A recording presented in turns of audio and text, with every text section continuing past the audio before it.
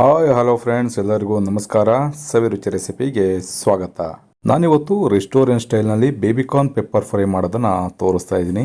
ನಾನು ತೋರಿಸ್ತಕ್ಕಂಥ ವಿಧಾನದಲ್ಲಿ ಮಾಡಿಕೊಂಡ್ರೆ ವಾರದಲ್ಲಿ ಒಂದು ಸಲ ಪದೇ ಪದೇ ಮಾಡಿಸ್ತಾ ಇರ್ತೀರ, ಅಷ್ಟು ರುಚಿಯಾಗಿರುತ್ತೆ.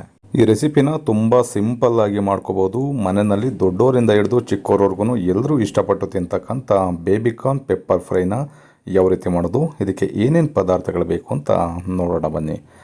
ಬೇಬಿಕಾರ್ನ್ ಪೆಪ್ಪರ್ ಫ್ರೈನ ಮಾಡಲಿಕ್ಕೆ ನಾನಿಲ್ಲಿ 300 ಗ್ರಾಮಷ್ಟು ಬೇಬಿಕಾರ್ನ ತೊಗೊಂಡಿದ್ದೀನಿ. ನೀವು ಕೂಡ ಬೇಬಿಕಾರ್ನ ತೊಗೋಬೇಕಾದ್ರೆ ದಪ್ಪ ಸೈಜ್ದು ಬರುತ್ತೆ ಮತ್ತು ಸಣ್ಣ ಸೈಜ್ದು ಬರುತ್ತೆ. ಎಳೆದಾಗಿರ್ತಕ್ಕಂಥದ್ದನ್ನು ನೋಡಿ ನೀವು ಚಿಕ್ಕ ಚಿಕ್ಕದನ್ನು ಆರಿಸಿ ತೊಗೋಬೇಕಾಗತ್ತೆ. ನಾನಿಲ್ಲಿ ತೆಗೆದಿಟ್ಕೊಂಡಿರ್ತಕ್ಕಂಥ ಬೇಬಿಕಾರ್ನ 1 ರಿಂದ 2 ಬಾರಿ ನೀಟಾಗಿ ತೊಳೆದಾದ ನಂತರ ಈ ರೀತಿ ಡೈಮಂಡ್ ಶೇಪಲ್ಲಿ ಕಟ್ ಮಾಡ್ಕೊಳ್ತಾ ಇದ್ದೀನಿ. ಈ ರೀತಿ ಡೈಮಂಡ್ ಶೇಪಲ್ಲಿ ಕಟ್ ಮಾಡಿಕೊಂಡ್ರೆ ನಿಮಗೆ ಮಸಾಲನೂ ಕೂಡ ಈ ಬೇಬಿಕಾರ್ನ್ಗೆ ನೀಟಾಗಿ ಇಟ್ಕೊಳ್ಳುತ್ತೆ. ಬನ್ನಿ ಈಗ ಇದಕ್ಕೆ ಒಂದು ಮ್ಯಾರಿನೇಟ್ ಮಸಾಲಾನ ರೆಡಿ ಮಾಡ್ಕೊಳ್ಳೋಣ.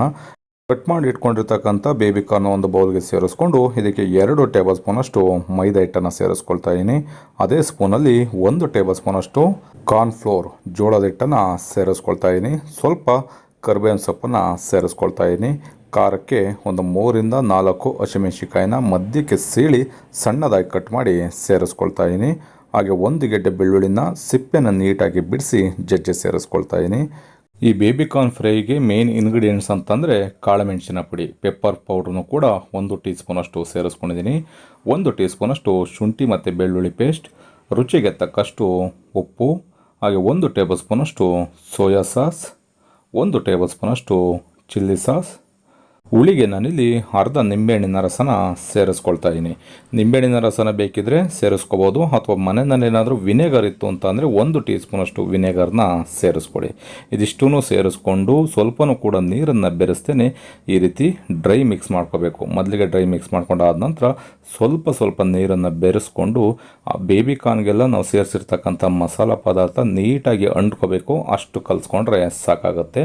ತುಂಬ ತೆಳುವಾಗೂ ಕಲಿಸ್ಕೋಬೇಡಿ, ತುಂಬ ಗಟ್ಟಿಯಾಗೂ ಕಲಿಸ್ಕೋಬೇಡಿ. ಈ ರೀತಿ ಕಲಿಸ್ಕೊಂಡು ಒಂದು ಅರ್ಧ ಗಂಟೆ ಸಪ್ರೇಟಾಗಿ ತೆಗೆದಿಟ್ಟು ಅದಾದ ನಂತರ ಎಣ್ಣೆನ ಚೆನ್ನಾಗಿ ಬಿಸಿ ಮಾಡ್ಕೋಬೇಕು. ಬಿಸಿ ಆದ ನಂತರ ಎಣ್ಣೆನ ಮೀಡಿಯಂ ಫ್ಲೇಮ್ನಲ್ಲಿ ಇಟ್ಕೊಂಡು ಈ ಬೇಬಿಕಾರ್ನ ಸೇರಿಸ್ಕೊಂಡು 4 ರಿಂದ 5 ನಿಮಿಷ ಎಳೆ ಕವನಲ್ಲೇ ಬೇಯಿಸ್ಕೊಂಡ್ರೆ ಬಹಳ ರುಚಿಯಾಗಿರ್ತಕ್ಕಂಥ ರೆಸ್ಟೋರೆಂಟ್ ಸ್ಟೈಲ್ನಲ್ಲಿ ಬೇಬಿಕಾರ್ನ್ ಪೆಪ್ಪರ್ ಫ್ರೈ ಮನೆಯಲ್ಲೇ ರೆಡಿ ಆಗುತ್ತೆ.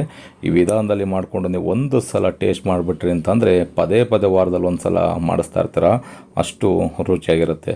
ತುಂಬ ಸಿಂಪಲ್ಲಾಗಿ ಒಂದು 10 ರಿಂದ 15 ನಿಮಿಷದಲ್ಲೇ ಈ ರೆಸಿಪಿನ ಮಾಡ್ಕೋಬೋದು.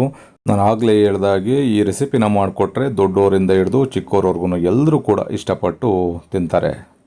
ಈಗ ಮಿಕ್ಕಿರ್ತಕ್ಕಂಥ ಬೇಬಿಕಾರ್ನು ಕೂಡ ಎಣ್ಣೆಯಲ್ಲಿ ಸೇರಿಸ್ಕೊಂಡು ಒಂದು 4 ರಿಂದ 5 ನಿಮಿಷ ಅದನ್ನು ಕೂಡ ಫ್ರೈ ಮಾಡ್ಕೊಳ್ಳೋಣ. ನೋಡಿದ್ರಲ್ಲ ಸ್ನೇಹಿತರೆ, ತುಂಬ ಸಿಂಪಲ್ಲಾಗಿ ರೆಸ್ಟೋರೆಂಟ್ ಸ್ಟೈಲ್ನಲ್ಲಿ ಮನೆಯಲ್ಲೇ ಬೇಬಿಕಾರ್ನ್ ಪೆಪ್ಪರ್ ಫ್ರೈನ ಯಾವ ರೀತಿ ಮಾಡೋದು ಅಂತ ತೋರಿಸಿದ್ದೀನಿ.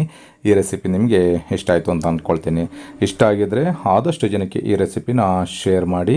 ಇನ್ನು ಹೊಸದಾಗಿ ನೋಡ್ತಾ ಇರ್ತಕ್ಕಂಥವ್ರು ನಮ್ಮ ಚಾನಲ್ನ ಸಬ್ಸ್ಕ್ರೈಬ್ ಮಾಡ್ಕೊಂಡಿಲ್ಲ ಅಂತಂದರೆ ಸಬ್ಸ್ಕ್ರೈಬ್ ಮಾಡ್ಕೊಳ್ಳಿ.